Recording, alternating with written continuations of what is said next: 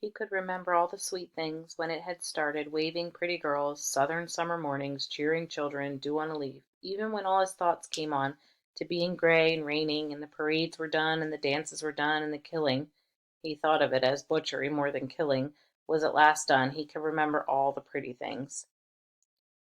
He was 21 now, just getting to where he should be studying on marriage and raising some young ones, finding some land to work and improve, but it wouldn't be that way for him.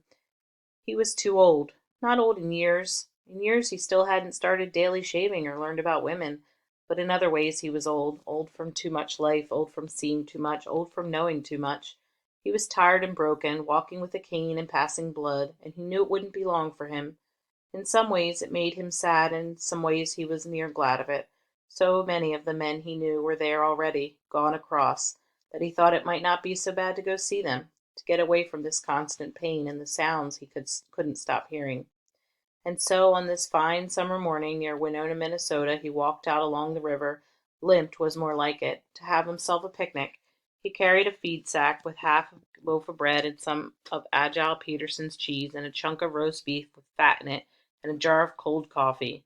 That was one thing that stuck with him. The army had taught him to like coffee, live on coffee, and he still drank it even though it knotted his guts.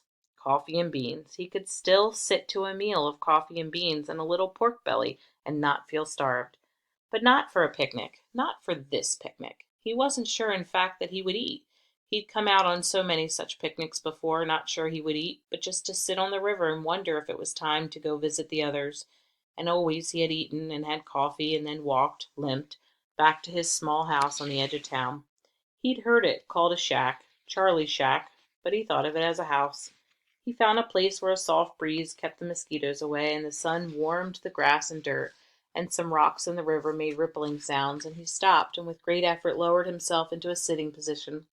He sat with his legs straight out in front of him. It was an awkward position, but his knees didn't want to bend, and he couldn't lie back on the grass because it made him sick to lie down, so he sat watching the river go by. Then he reached into the sack, took out the bread and cheese, and set them on a small flat rock nearby. Then, as he removed the jar of coffee, his hands brushed the other thing in the sack, and he took it out and put it on the rock near the bread and cheese. It was a 36 caliber cap and ball revolver he'd taken off the body of a Confederate officer. Charlie had known the man was dead because he'd just killed him with his bayonet, watching the steel slide in just over the belt buckle. He remembered taking the revolver.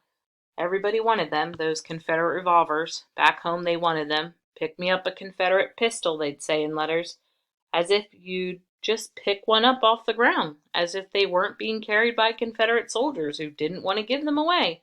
As if you wouldn't have to kill men to get the revolvers. He shook his head. That wasn't one of the things he liked to think about. The revolver shone in the sun. It was clean and free of rust and corrosion, greased and capped and fully loaded, the walnut grips so shiny they looked deep and almost red. It was a pretty thing, he thought. The revolver was as pretty as anything he'd seen, black and shining, and he held it for a moment, hefting it.